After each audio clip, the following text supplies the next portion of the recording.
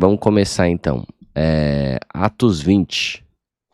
Quando acabou a confusão, aquela confusão que tinha dado em Atenas, né?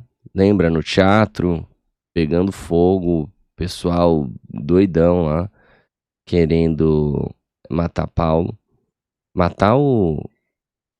Se revoltar contra os cristãos, né? Acabaram pegando um tal de Alexandre que não tinha nem nada a ver com a história.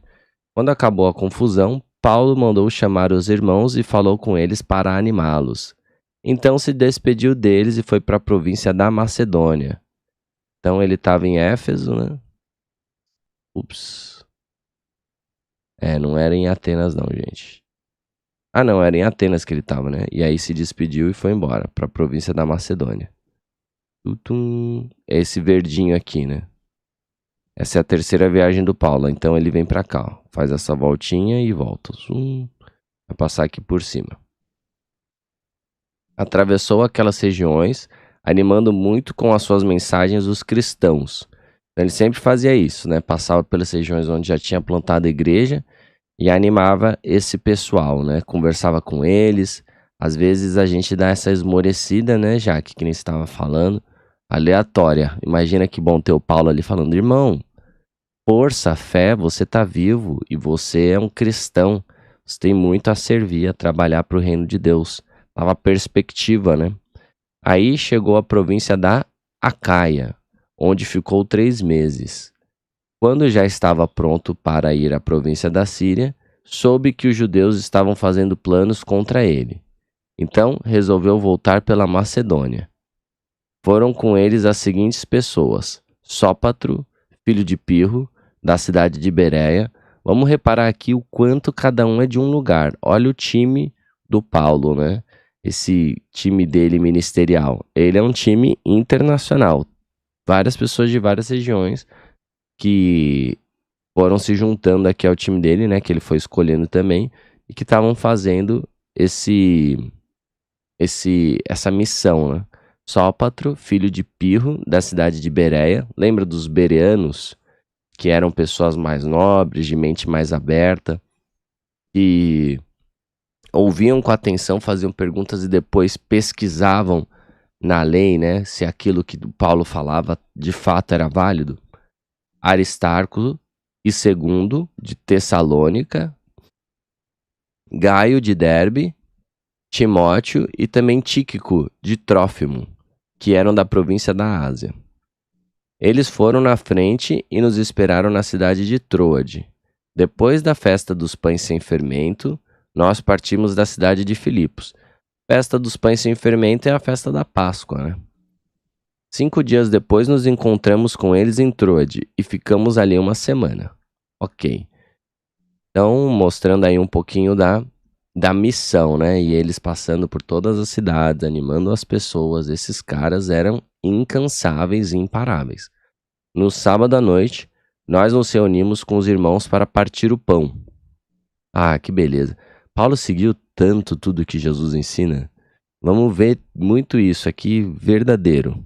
Vai acontecer coisas bem interessantes nesse capítulo. Paulo falou nessa reunião e continuou falando até a meia-noite, pois ia viajar no dia seguinte. Isso é muito doido. Paulo estava viajando pra caramba por toda aquela região ali, ó. Vamos ver o mapinha. Então, ó, ele tá voltando por aqui, né? Passou aqui em Atenas e tá voltando aqui, ó, pela região da Acaia, como disse. Aí passando aqui por cima pela Macedônia. E aí vai voltar aqui por essa região da Ásia, né? Vai passar por aqui e vai voltar pra cá, pra Jerusalém. Então ele tá viajando pra caramba. E aí ele vai viajar no dia seguinte de novo. E aí ele pega uma reunião e ele não fala, poxa gente, eu tô cansado. Não, ele vai pra cima. Existe um conceito na psicologia, um conceito de flow, que basicamente quando a gente tá fazendo um negócio que a gente ama muito, a gente perde a noção. A gente não tem fome nem cansaço. Quando você tá pegando aquele negócio que você ama muito. Tem homem que gosta muito, muito de videogame. E aí quando tá jogando, o cara não dorme. Fica às vezes vara a madrugada jogando, né? E não come. E o mesmo vai valer para qualquer coisa que você ama muito. Aí você pode pensar, o que que é essa coisa que eu amo muito, né? E interessante que quando Jesus encontra a mulher samaritana, de propósito, né? Ele sabia que ela ia estar ali, ele vai e faz aquela parada naquele poço, né, do Jacó, ali em Samaria. Ele vai, consegue falar com ela, ela reconhece ele como Messias e entra na cidade, né, para poder falar dele. E ele perde a fome. Ele perde a fome, né? O pessoal tinha ido lá comprar comida, tal, para Jesus, e ele perde a fome porque ele tá fazendo a vontade do Pai dele. Fazer a vontade de Deus era algo que ardia tanto no coração de Jesus que passava fome para ele. E aqui com Paulo a mesma coisa. Ele vai viajar no outro dia, mas ele não tem sono, porque ele vai falar de algo maravilhoso, que é o reino de Deus, né? Então isso é muito interessante, a gente tem que fazer essa reflexão, se isso arde no nosso coração.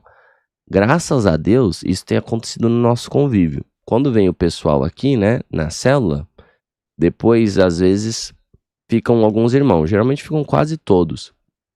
E a gente vai embora conversando sobre o reino de Deus. Porque é com os irmãos que dá pra falar sobre isso, né? Os irmãos, as pessoas que não acreditam em Deus, elas não têm essa conexão, então eles não têm como falar sobre coisas espirituais com eles, coisas do reino de Deus, sinais do tempo, etc. Mas com esses irmãos tem, então isso enche tanto o nosso coração que a gente vai embora, sem fome, sem sono, entra na madrugada e fica conversando. Então, isso é legal. A gente vê que pra gente tem um lado assim que arde muito o nosso coração. E com o Paulo aqui, poxa, o cara tava viajando, que não era fácil, né? A forma com que eles viajavam não era a primeira classe, era a pé, né? Indo de um canto pro outro, ou às vezes de navio. E ele simplesmente, por mais que ia viajar no outro dia, continuou pregando. Então, Paulo falou nessa reunião e continuou falando até a meia-noite, pois ia viajar no dia seguinte. Havia muitas lamparinas acesas na sala onde nós estávamos reunidos, a qual ficava no terceiro andar da casa. Um moço chamado Eutico estava sentado numa janela. E, como Paulo continuasse falando durante muito tempo, o sono do moço foi aumentando.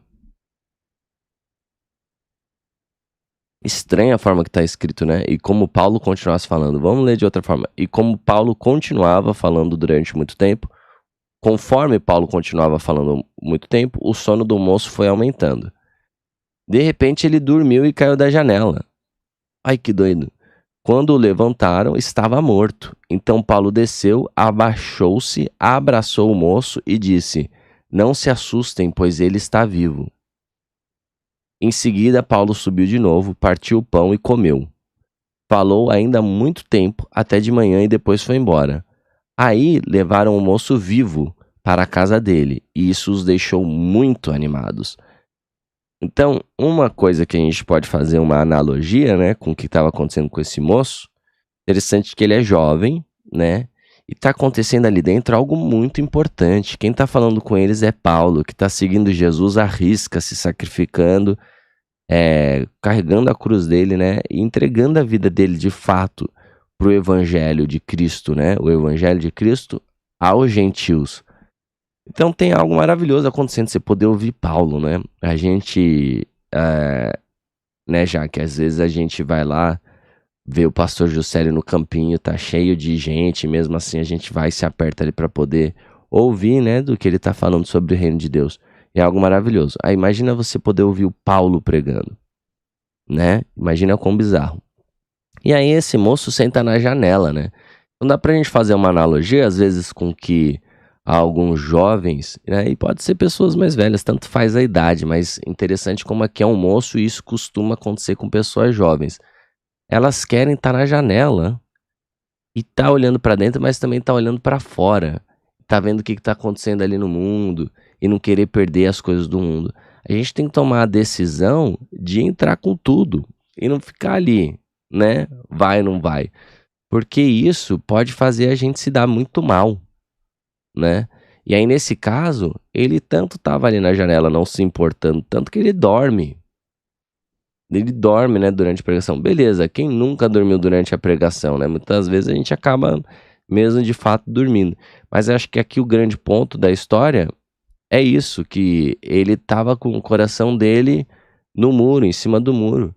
E tem aquela historinha, né, de que existe um muro, aí tem a pessoa ali em cima do muro. Aí de um lado tem os anjos e Deus, e do outro lado tem o diabo. Aí os anjos têm, vem pra cá, cara, vem pra cá, não fica em cima do muro não, vem pra cá. Aí ele, será? E aí ele olha pro outro lado ali, né, pro mundo, e aí o diabo tá de boa. E aí os anjos continuam, vem pra cá, vem pra cá.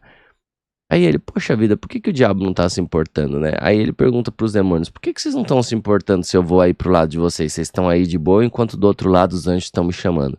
Aí ele fala, cara, porque o muro é meu. Então você tá em cima do muro, cuidado. Jesus fala isso, cara. Se você é água morna, ele prefere vomitar. Você seja quente ou frio, né? Decida esse que lado que você tá. Você ficar achando que você tá entre os dois, se você tá bem, não. Vem com tudo pro lado certo e se mantém firme nele. E aí, pô, graças a Deus, né? O Paulo vai lá, se abaixa, abraça o moço, fala, não se assustem porque ele tá vivo. Meu, muito engraçado, né? Tudo igual aconteceu com Jesus, depois igual aconteceu com Pedro e aí acontecendo com o Paulo, né? E aí levaram o moço vivo, pelo menos esse moço foi ressuscitado. Imagina você ver uma ressurreição ali instantânea, né? Glória a Deus por isso. Isso animou muito as pessoas que estavam ali. Bem, aí nós fomos à frente. Opa, o autor se incluiu de novo aqui nessa parte do texto. Nós, então, tá falando Lucas, né? Nós fomos na frente e embarcamos no navio que nos levou até o porto de Assos, onde devíamos esperar Paulo. Então, tá aqui, né? Ó, vieram até aqui e aí aqui, ó, pegaram navios. Tá, então deveriam esperar Paulo ou aqui em Mileto ou Mira, algum dos dois, imagino. Né, antes de voltar aqui para Jerusalém. Quando ele se encontrou conosco, ele mandou... Ah, tá. Onde devíamos esperar Paulo. Ele mandou que fizéssemos isso porque queria ir por terra até lá. Quando ele se encontrou conosco em Assos, nós o recebemos no navio e seguimos viagem até a cidade de Mitilene. Então partimos dali e no dia seguinte passamos perto da ilha de Quios. No outro dia já estávamos na ilha de Samos e um dia depois chegamos ao porto de Mileto. Ah, finalmente o Mileto que tá aqui, né? Ao porto de Mileto. Aqui. Certo? E as ilhas todas que estão percorrendo, né? Tum, tum, tum, essas ilhinhas aqui. Ok. Paulo tinha resolvido não parar na cidade de Éfeso para não ficar muito tempo na província da Ásia. Então Éfeso, né, já tinha aquela igreja plantada, onde Priscila e Áquila tinham encontrado o Apolo, que vinha de Alexandria. Depois enviaram o Apolo em missão para Corinto, e eles ficaram ali em Éfeso. Então ali tinha uma igreja muito grande. Paulo sabia que se ele fosse parar ali, ele ia ficar bastante tempo ali. Mas ele não queria ficar muito tempo na província da Ásia. Ele estava com pressa, pois queria chegar a Jerusalém, se possível, antes do dia de Pentecostes. Então tinha tido a festa da Páscoa, 50 dias depois ia ter o dia de Pentecostes. E aí ele queria, pô gente, não vamos parar em Éfeso não, porque eu tenho pressa, né? Em Mileto, Paulo mandou chamar os presbíteros da igreja de Éfeso para se encontrarem com ele. Quando eles chegaram, Paulo disse: Vocês sabem como foi que passei todo o tempo que estivemos juntos, desde o primeiro dia em que cheguei à província da Ásia. Fiz o meu trabalho como servo do Senhor com toda a humildade e com lágrimas. Então essa é uma grande verdade sobre fazer o trabalho do Senhor. Fazer ele com toda humildade. Quem está fazendo o trabalho do Senhor se achando, está com o coração no lugar errado. Jesus fez assim, Pedro fez assim, Paulo fez assim, com humildade. E com lágrimas, né? Não foi flores, que é às vezes o que é pregado. Siga Jesus, só terá alegrias. Que versículo é esse na Bíblia? Que eu não sei. Isso não existe. E isso, apesar dos tempos difíceis que tive por causa dos judeus que se juntavam contra mim. Vocês também sabem que fiz tudo para ajudar vocês anunciando o evangelho e ensinando publicamente nas casas. A gente viu aqui através da história. Imagina eles que viram tudo, né? Que a história não conta tudo. Quanto deve ter sido o sacrifício de Paulo e o quanto ele se empenhou. Eu disse com firmeza aos judeus e aos não-judeus que eles deviam se arrepender dos seus pecados. Sempre essa mensagem de arrependimento. Essa é a conversão do caminho. Uma coisa é aceitar Jesus e a outra é converter esse caminho, se arrependendo e transformando ele para cada vez mais a gente ir de acordo com o nosso alvo, né? Andar no caminho. Quem é o caminho, a verdade e a vida? Jesus. E ele mostrou como a gente deve andar. Voltar para Deus e crer no nosso Senhor Jesus. Agora eu vou para Jerusalém, obedecendo ao Espírito Santo, sem saber o que vai me acontecer lá. Essa obediência do Paulo ao Espírito Santo é top. Poxa, gente, eu quero buscar muito mais a Deus, passar muito mais tempo em oração para poder ter esse discernimento. Lembram que teve uma vez que Paulo deixou de entrar em algumas cidades para falar de Deus, porque o Espírito Santo disse para ele: não é para entrar nessas cidades. Às vezes a gente acha que fazer o bem é fazer a vontade de Deus. Claro, a vontade de Deus é boa, perfeita e agradável, mas nem tudo que é bom é necessariamente a vontade de Deus. E Paulo tinha esse discernimento, ele não quis ir para Éfeso, ele tinha pressa para ir para Jerusalém, porque o Espírito Santo falava com ele. Muito bom. Sei somente que em todas as cidades o Espírito Santo tem me avisado que prisões e sofrimentos estão me esperando. Eita! Mas eu não dou valor à minha própria vida. Isso é chave. Né? Não adiantava você prender o Paulo, bater nele, o que quer que fosse. Ele já tinha entregue a vida dele, ele já tinha morrido, né, para sua própria vida. Eu fiz aqui aspas, mas não, na verdade é literal. Ele já tinha morrido para sua própria vida, para poder viver o evangelho de Jesus, para poder viver para Deus. Carregou sua própria cruz, entregou a sua vida, né, verdadeiramente. E eu, às vezes a gente... Oi, fala, aquilo Jade. que fala, né? Quem perde a vida por amor a mim, vai achá-la, né? Entendeu? Então É. a gente tem que ter essa coisa, né? Que a gente tem que perder a vida por Jesus e saber que a gente não é daqui, né? A gente às vezes Uhum. se prende muito aqui, as coisas daqui, mas isso tudo vai passar, entendeu? Saber que nós somos, a nossa pátria é outra, né? Entendeu? A gente está aqui passando por uma experiência, né? Uma experiência terrena, entendeu? A gente tem que se agarrar nisso. Total, total. E quando a gente lê as palavras de Jesus, elas parecem tão fortes, né? E a gente fala, cara, não, vou seguir até essa página, né? Não vou seguir completamente. Cara, Paulo seguiu completamente. Esse é o caminho, né? Esse é o caminho. E Jesus fala: quem for o menor, quem servir e for o menor, esse será o maior no meu reino. E aí, Paulo é isso. Ele só serviu, só foi o menor. E aí ele foi o maior apóstolo. Né? Ele seguiu Jesus à risca. E Deus exaltou ele, foi exaltando ele. Né? Se poder ressuscitar ali a pessoa que caiu, caramba. O importante é que eu complete a minha missão e termine o trabalho que o Senhor Jesus me deu para fazer. E a missão é esta: anunciar a boa notícia da graça de Deus. Eu tenho estado entre vocês anunciando o reino de Deus, e agora sei que vocês não vão me ver mais. Então ele já está anunciando que aqueles irmãos não iam mais ver ele, né? Aí Jesus também tinha anunciado a sua morte para os seus discípulos. Por isso, com toda certeza, eu afirmo hoje que, se algum de vocês se perder, eu não sou o responsável, pois não deixei de lhes anunciar todo o plano de Deus. Cuidem de vocês mesmos e de todo o rebanho que o Espírito Santo entregou aos seus cuidados, como pastores da Igreja de Deus, que ele comprou por meio do sangue do seu próprio Filho. Então é interessante, né? Ele dá o seu exemplo de tudo que ele fez. E agora ele fala: agora é com vocês, amigo. Eu fiz até onde eu podia, mas vocês têm o Espírito Santo. Agora é com vocês, cuidem desse rebanho.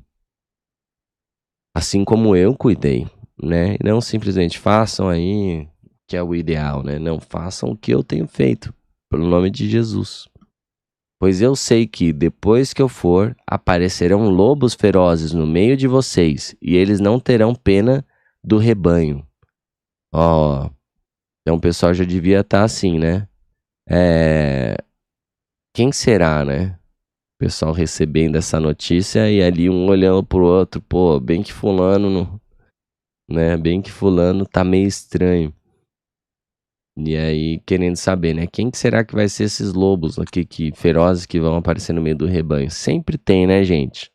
Sempre tem. O reino de Deus começa pequenininho, que nem a semente de mostarda, ninguém dá nada por ele, a não ser quem verdadeiramente ama a Deus e quer o reino de Deus. E depois ele cresce. Conforme ele cresce, se torna lá uma árvore, ele começa a atrair a atenção de pessoas do mundo, né? Ele começa a ter uma estrutura, então ele pode dar sombra. Aí vem aves, fazem ninho nessa árvore, aproveitam a sombra. Então vem pessoas de fora que não tinham interesse na essência do reino de Deus e começam a aproveitar dele. É uma pena, mas sempre tem. Jesus já profetizou isso e aqui o Paulo está profetizando mais uma vez. É o joio no meio do trigo. E chegará o tempo, mas não cabe a nós separar, né? É só a gente ter discernimento e não se envolver com essas pessoas, mas Deus vai chegar a hora em que ele vai fazer essa separação.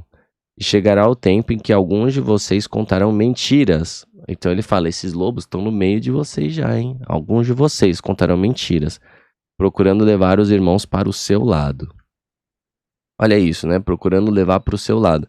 Diferença do que Paulo fez. O Paulo estava realizando maravilhas e milagres, né, sinais, junto com Barnabé, bizarros, entre os gentios. E aí rolou aquela polêmica da circuncisão. O que Paulo faz? Ele vai, se submete à igreja, pergunta lá, e aí pessoal, pode ou não pode? Eu tenho minha perspectiva, mas vamos ver aqui a perspectiva dos líderes, né? Então ele se submete, ele não vai criar o seu ministério dos incircuncisos. Aqui ninguém circuncida, tá de boa. Não, ele vai e se submete, ele é humilde, né? E ele não tava, eu vou criar um grande movimento para mim. Então quando isso acontece, ó, levando os irmãos pro seu lado, isso não é um bom sinal, né? Querendo atrair os irmãos para si. Pô, a gente tem que levar os irmãos para Jesus. E isso faz parte de um movimento do corpo da igreja, né? Portanto, fiquem vigiando e lembrem que durante 3 anos, de dia e de noite, eu, chorando, não parei de ensinar cada um de vocês. E agora eu os entrego aos cuidados de Deus e da palavra da sua graça. Então ele entrega 2 cuidados, né? De Deus e da palavra da sua graça. Ou seja, ao Espírito Santo, a oração e também a leitura da palavra. Pois ele pode ajudá-los a progredir espiritualmente e pode dar-lhes as bênçãos que guarda para todo o seu povo. Não cobicei nem prata, nem ouro, nem as roupas de ninguém. Aí a gente viu Paulo fazendo isso, né? Quando precisou. Ele trabalhou fazendo tendas e usou, né, disso, para poder se conectar com Priscila e Áquila. O mais importante não era o que estava sendo feito, né? Ele não pensou, com quem é o melhor profissional para trabalhar comigo? Ele pensou no coração das pessoas. Quem são aqueles que eu posso discipular? Vou trabalhar com eles. E aí ele trabalhou e se autossustentou. E ele também trabalhou como professor depois, né? Ficou lá 2 anos ensinando naquela escola. Então, Paulo fazia o que fosse preciso. Ele se adaptava para que o evangelho avançasse e também para não atrair esse olhar que existe no mundo, que existe hoje, né? Que inclusive usam isso muito para caçoar da igreja. Isso afeta muitas pessoas que acabam não se achegando à igreja, que é essa cobiça, né? Pelo dinheiro, esse desejo pelo dinheiro, o dinheiro como um grande foco do culto. Então, ele fugia dessa aparência para que isso não fosse uma pedra de tropeço. Ninguém tinha desculpa. Era mesmo o coração voltado para coisas ruins, né? Como foi lá no caso em Atenas, aqueles que... Atenas não, foi em Éfeso, né? Foi em Éfeso, aqueles que amavam, que queriam a deusa Diana, Artemis, né? E aí eles eram apegados àqueles ídolos de prata e de ouro. Eram pessoas apegadas a coisas ruins mesmo, para não poder dar ouvidos aqui ao que o Paulo fazia, porque ele não dava motivos, né? Ó, não cobicei nem prata, nem ouro, nem as roupas de ninguém. Ele fez tudo por conta para poder pregar o evangelho e não dar motivo para as pessoas se afastarem. Pelo contrário, vocês sabem que eu trabalhei com as minhas próprias mãos e consegui tudo o que eu e os meus companheiros de trabalho precisávamos. Que top, né? Em tudo, tenho mostrado a vocês que é trabalhando assim que podemos ajudar os necessitados. Lembrem das palavras do Senhor Jesus. É mais feliz quem dá do que quem recebe. Literalmente, né, gente? Literalmente. E aí, a gente coloca isso em prática? A gente fica esperando mais receber ou fazer, né? Então, isso aqui é chave, isso aqui é libertação. Isso aqui cura diversas coisas, né? Às vezes a pessoa tá mal, deprimida, angustiada ou com muita ansiedade e quer receber dos outros. Na verdade é fazer um coração no lugar correto, né? Não fazer para ganhar crédito. De novo a mentalidade de querer ganhar. Não, é fazer independente, só para fazer. E isso traz uma essência de Deus, né? E Paulo viveu isso. E Paulo tinha... Deus abençoou ele com esse poder a ponto de ressuscitar um menino que caiu lá do 3º andar. Você vê, né? O quanto ele levou a sério tudo que Jesus ensinou e o quanto Deus honrou ele aqui em vida. Nesse sentido, né? Honrou com poder, né? Porque, na verdade, ele viveu uma vida extremamente sofrida, né? Quando Paulo acabou de falar, ajoelhou-se com os irmãos e orou. Então, todos choraram muito e abraçaram e beijaram Paulo. Estavam tristes, especialmente porque ele lhes tinha dito que nunca mais iam vê-lo. Então, eles o acompanharam até o navio.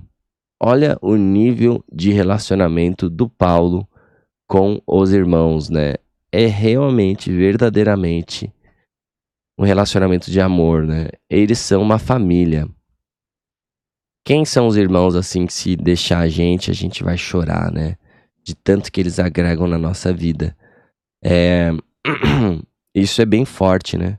A Jaque começou aqui, a Luísa ainda estava conectando, ela começou contando um livramento, que na sexta-feira teve uma bala perdida que passou perto dela, na casa do pai dela. Pô, se a gente perde a Jaque, a gente ia ficar mal. A gente ia falar, meu Deus, que coisa, tal. Ia ser muito ruim. A gente tá construindo relacionamento aqui, né, gente? E Paulo tinha isso, eles eram família, é isso que a gente precisa ser, né? A gente precisa crescer em amor, se importando um com o outro, depositando na vida do outro, não querendo receber, mas fazendo pelo outro. E Paulo fez isso num nível tão alto, tão forte, que aí aqui mostra isso, né? Eles se ajoelharam, aí todos choraram muito, abraçaram e beijaram Paulo. E aí estavam tristes, levaram ele, acompanharam ele até o navio. Então esse é o nível de relacionamento que Deus quer que a gente tenha. Nível de relacionamento verdadeiro, de família, né? Nós todos somos irmãos em Cristo. E também somos irmãos em Adão, né?